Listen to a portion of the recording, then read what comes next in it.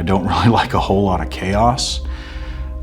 My life began with an adulterous affair, a murder, and a kidnapping. And that was all before I was 3. And that usually gets people to stop and go, okay, where's that gonna go?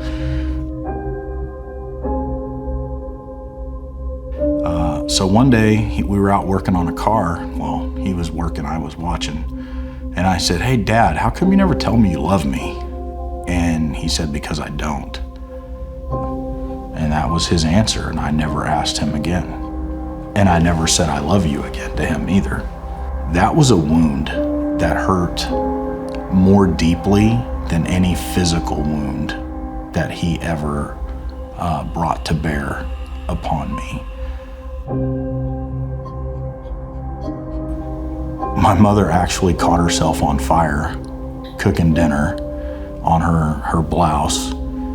So he comes up and he puts the fire out on her blouse and then slaps her in the face and tells her how stupid she is for catching herself on fire. And I didn't hesitate. I got up. He told me to sit back down. He pushed me down. And then I jumped up and we just went to wailing on each other. And that's when he gave her the ultimatum. The start of my freshman year in high school. It's either me or him.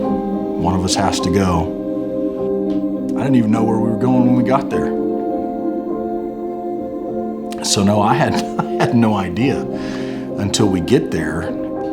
I get told to sit in the hallway, so I sit down. My mom said bye and walked away. And I didn't talk to my parents for 8 months. Oh, it followed me into the first one. It followed me into the second one. It was a disaster. We built a house on sand. There was periods of time that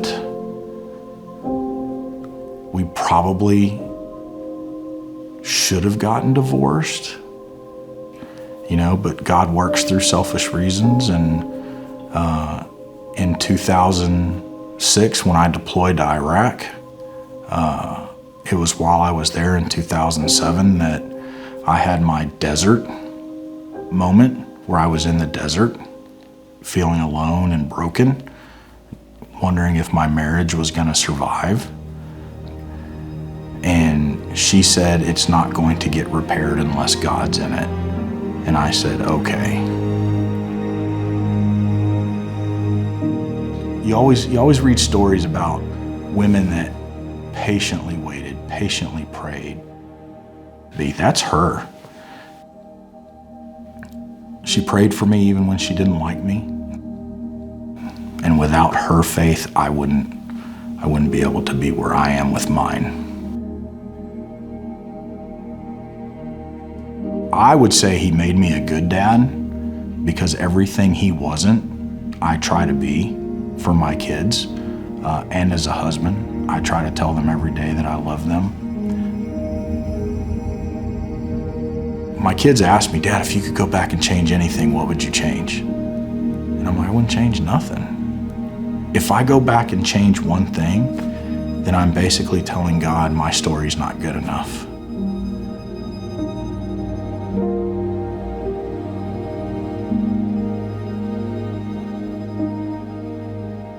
I don't think the forging process ever ends. I'll be 51 this year, and there are still things that God is working out through the sanctification process. The fire is only for a moment, but there's a reason for the fire. And what are you gonna do once you've been quenched and you're taken out and you're a sharp blade?